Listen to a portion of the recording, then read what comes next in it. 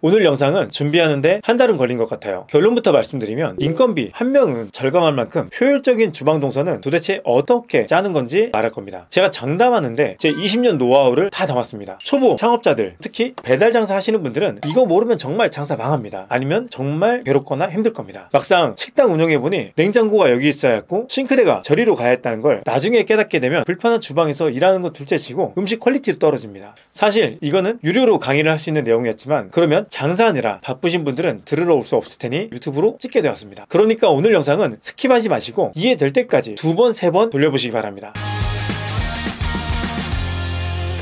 10년 전에 제가 매장을 열었을 때 했던 주방인데, 이 주방은 한중 일 양식 분식까지 정말 다양한 브랜드를 다 만들 수 있는 주방을 짰던 거예요. 웬만해서 오픈을 안 했는데 처음 오픈을 합니다. 이게 보시면 되게 다양한 종류의 기기들이 있을 거예요. 여러분들이 어떤 브랜드를 넣더라도 다 응용할 수 있는 주방 조성이기 때문입니다. 자, 이 화면을 보시면요, 맨 구석 쪽에 냉동고 오븐이 들어가 있습니다. 그리고 다음에 튀김기와 그리고 작업대가 들어가 있고요. 튀김기 옆에 화구가 들어가 있습니다. 사실 가스공사 때문에 그래요. 가스공사 할 때 같이 튀김기랑 화구가 묶여 있어야 공사할 때도 편하고 비용도 적게 들어가기 때문에 놔뒀고요. 자, 화구 옆에 싱크대가 있는데, 화구는 보통 이제 즉석 조리 제품들이잖아요. 그래서 조리하고 난 다음에 바로 조리 기구나 팬이나 이런 것들을 설거지할 수 있게끔 놔주는 겁니다. 그리고 이쪽이 건자재 보관 창고나 건자재 보관 선반이나, 그리고 위에 음식을 미리 준비할 수 있는 공간이죠. 옆에 이제 화구에서 조리하기 때문에 뒤에 미리 포션하는 것들을 빼놓는 공간입니다. 그리고 이쪽은 우리가 집기 같은 것을 올려놓은 건조대라고 생각하시면 됩니다. 왜냐면 맨 오른쪽 보면 저희가 이게 식기세척기하고 세정대인데, 세척하고 나온 것들을 이 건조대에서 건조를 해서 사용을 해야 하기 때문입니다. 그리고 이쪽 공간은 토핑 테이블이 들어가 있어요. 예를 들어서 피자를 했을 때 토핑 재료가 되게 많이 있을 거 아니에요. 오븐 요리를 사용하기 위해서 당연히 토핑 테이블이 바로 뒤에 위치하고 있습니다. 그리고 옆에 그릴이 들어가 있습니다. 그릴 같은 경우는 스테이크를 굽거나 고기를 구울 때 많이 사용하는 거죠. 그리고 그릴 옆에 다시 또 싱크대가 있습니다. 뒤에 있는 싱크대는 팬이나 조리 기구를 바로 닦는 거고, 이쪽은 아주 간단한 재료들을 이제 준비할 수 있는 싱크대, 그리고 뒤에 즉석 조리잖아요. 화구가 있기 때문에 신선한 재료를 보관할 수 있는 토핑 테이블이 있어야죠. 이 마지막 공간은 뭐냐면, 고객에게 최종적으로 음식이 나갔을 때 앞에 토핑을 올려놓은 곳입니다. 우리 흔히 뭐 꿈이라고 얘기하는데, 깨나 치즈나 파슬리 가루나 이렇게 마지막에서 뿌려주고 최종 점검을 거친 다음에 고객에게 나가는 동선입니다. 그러니까 여러분들 봤을 때 왜 이렇게 설치되어 있나 라는 궁금증이 아마 있을 거예요. 이게 단순히 짠 게 아니고 다 계획대로 같이 꼭 묶어서 짜는 동선이 있어요. 제가 총 6가지 말씀드릴게요. 오븐과 튀김 요리, 이것은 재료를 넣고 그렇게 신경 쓰지 않는 메뉴이기 때문에 같이 묶음과 동시에 가장 구석에 동선에 넣습니다. 두 번째, 화구하고 싱크대인데, 화구는 대부분 즉석 요리를 만들 때 사용하기 때문에 설거지를 바로 해야 해서 싱크대가 필수입니다. 그리고 세 번째, 튀김기와 화구예요. 가스 공사를 하기 때문에 같이 묶여 있어야 가스 공사 비용이 적게 들어갑니다. 여기저기 멀리 떨어져 있으면 배관 때문에 돈이 더 들어가기 때문에요. 튀김 음식과 즉석 음식이 같이 들어올 시, 튀김 요리는 그냥 넣고 타이머만 누르면 되잖아요. 그 시간 동안 멍하니 가만히 서 있는 게 아니라 즉석 요리를 만들면 한 사람이 2가지를 동시에 할 수 있는 그런 장점이 있습니다. 네 번째, 식기세척기와 식기선반. 식기세척기를 하고 난 다음에 그 젖어있는 집기들을 말릴 수 있는 선반이 꼭 필요합니다. 오븐과 토핑 테이블. 오븐 요리는 가장 대표적인 게 뭘까요? 피자잖아요. 피자에는 다양한 토핑들이 들어가잖아요. 그렇기 때문에 당연히 토핑 테이블이 있어야 합니다. 그리고 공간이 바로 뒤돌아섰을 때 오븐이 있고 뒤돌아섰을 때 토핑이 있기 때문에 한 사람이 많이 움직이지 않고 바로 작업할 수 있는 동선이 되는 거죠. 6번째, 화구와 토핑 테이블입니다. 화구는 즉석 요리잖아요. 신선한 재료들이 근처에 있어야죠. 그렇기 때문에 뒤만 돌아서면 바로 요리할 수 있게끔 재료들이 준비가 되어 있어야 합니다. 이렇게 항상 같이 동선을 맞춰주면 일하는데 굉장히 수월합니다.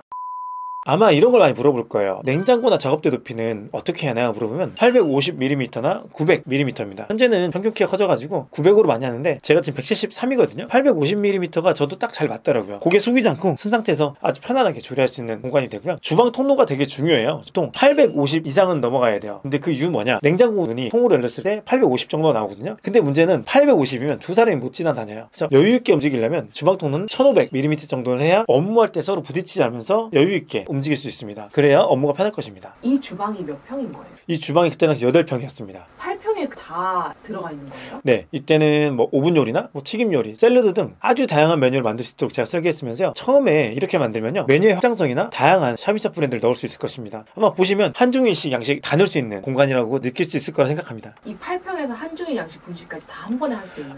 네, 다 할 수 있습니다. 그래서 어떻게 보면 샵인샵 플러스 배달 매장에 가장 적합한 주방 동선이지 않을까 생각합니다. 그리고 예전에 한번 설명했는데, 이렇게 주방 동선이 나오면 들어가는 집기들을 정리해줘야 합니다. 그래서 이것을 토대로 각 업체의 비교 견적을 견적을 받을 수 있습니다. 이 납품 업체한테 견적을 비교해서 싸게 납품을 받을 수 있다라는 그쵸. 네, 대신 이제 도면 비용을 내야 하는 거죠. 또한 전기 용량 및 가스 용량을 체크할 수 있어서 공사 비용을 줄일 수 있죠. 이 집기들을 보통 사장님들이 정리를 하나요?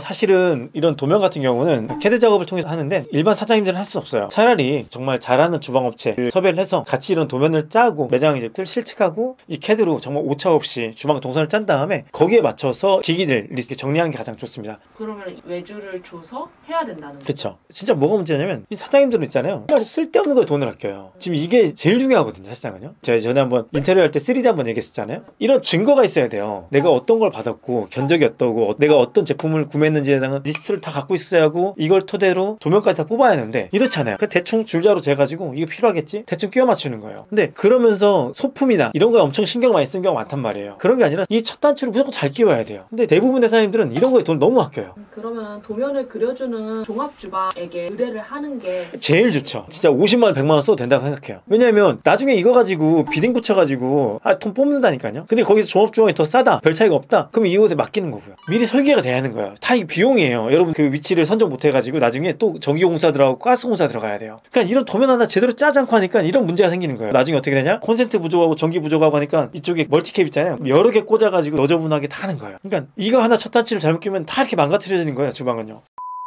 여러분들 전기는 어차피 기기 위치가 다 잡혔잖아요. 그러면 콘센트 하나를 지금 미리 다 넉넉하게 만들어 놔야 돼요. 작업 공간 위에 무조건 콘센트 2개 들어가게 만들어 놓고 토핑 테이블 냉장고잖아요. 그 전기 쓰는 것들은 그 아래 토핑 테이블 보이지 않는 곳에 또 설치해 놔야 돼요. 대신 너무 바닥에 붙이면 안 돼요. 왜? 물 청소하기 때문에 30cm 이상은 올려놓고 콘센트 설치하면 됩니다. 그래서 콘센트는 정말 많으면 많을수록 좋아요. 그리고 전기공사 할 때 미리 설치해야 돈이 조금 들어갑니다. 나중에 초급화 공사하면 돈이 더 들어가요. 그 다음 수도인데 수도 같은 경우는 그리스 트랩으로 갈지 아니면 그냥 일반 배수구로 갈지 고민할 건데 저희가 만드는 게 만약 샐러드만 만든다, 기름 같은 거 없고 그냥 청소도 되게 간단하게 쓰는 것들은 굳이 그리스 트랩을 넣을 필요는 없습니다. 하지만 튀김기가 들어가거나 볶는 요리들이 많거나 유증기가 많이 나오는 제품들이면 무조건 배수공사가 들어가서 그리스 트랩을 넣는 게 가장 좋습니다. 왜냐면 바닥 청소나 이런 것들을 제대로 하지 못하면 나중에 주방이 완전 망가져요. 그렇기 때문에 주방 동선이 나왔잖아요. 그럼 세정대는 어디 설치 들어가고 바닥은 배수공사 어떻게 할지 결정하면 됩니다.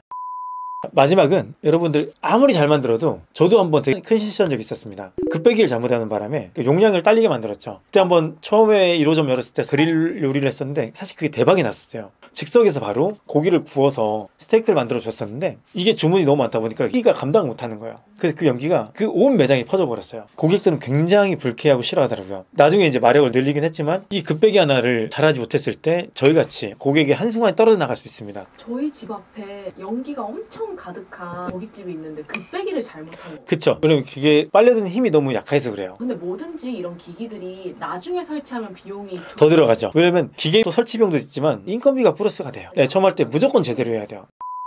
주방 동선 짜려면 첫 번째로 동선을 묶어줘야 돼요. 한 사람이 다양한 요리를 할 수 있게끔 하나 그냥 집어넣고 타이머만 눌러놓고 그 시간 동안 내가 샐러드를 하던 즉석 조리를 하던 이제 두 가지 요리를 동시에 할 수 있게끔 만들어주는 거죠. 그래서 묶어주는 동선이 가장 중요하다고 저는 생각을 합니다. 그 다음에 화구나 튀김기처럼 가스공사가 들어가는 제품들이 있어요. 이런 것들도 같이 미리 파악을 해줘야 돼요. 가스공사는 떨어지면 떨어질수록 배관 길이로 인해서 또 비용이 또 들어가고 비용을 최소화시키려면 어떻게 보면 같은 공사끼리 묶어줘야 돼요. 결국은 비용 절감이에요. 그 다음에는 작업 통로 그리고 작업 높이 등 이런 작업 공간들입니다. 아까 말씀드린 것처럼 냉장고 문 열었을 때 850 정도 공간이라고 있는데 그게 한 사람이 이렇게 지나갈 정도예요. 두 사람이 지나가면 한 사람이 완전 피해서 껴가지고 지나갈 정도이기 때문에 한 1200에서 1500 사이 정도만 만들어주면 두 사람이 바쁠 때 움직여도 많이 부딪히지 않으면서 편안하게 일할 수 있는 공간입니다. 그리고 작업대의 높이는 850mm에서 900mm 정도를 얘기했잖아요. 그 정도를 해주셔야 허리 완전 굽히거나 하지 않고 서서 아주 편안한 자세에서 작업할 수 있는 공간입니다. 통로를 너무 좁게 하면 서로 부딪혀가지고 뜨거운 거 옮길 때는 다 되게 위험해요. 특히나 뭐 위험한 도구를 갖고 왔을 때 뭐 긁히는 경우도 있고 베는 경우도 있고 뜨거운 요리 들고 왔을 때 부딪히면 크게 다칠 수 있기 때문에 그런 것들을 꼭 동선을 고려해 주셔야 합니다. 그리고 마지막으로 여러분들 절대로 이 도면에 대해서 돈을 아끼지 마세요. 인테리어에서는 제가 최소한 스케치나 3D는 돈 주고 뽑아라 하겠는데 주방도 꼭 이렇게 도면을 만들어야 돼요. 돈을 주고요. 그래서 이런 것들은 주방 업체들에서는 하지 못해요. 그래서 다양한 프랜차이즈나 외식업을 경험했던 종합 주방들이 있거든요. 그래서 도면을 전문적으로 그리면서 시설 공사까지 들어가는 주방들이 있는데 그런 데를 찾아서 사장님과 같이 도면을 그리시는 게 가장 좋습니다. 그래서 여러분들 여러분들이 일할 수 있는 아주 편한 동선, 그리고 최대 매출을 올릴 수 있는 동선을 만들었으면 좋겠습니다. 이거 근데 도면 맡기는데 돈은 어느 정도 들어요? 예전에는 사실 한 2, 30만 원 줬었거든요. 비싸야 3, 40만 원 정도? 전 생각해요. 네. 대표님이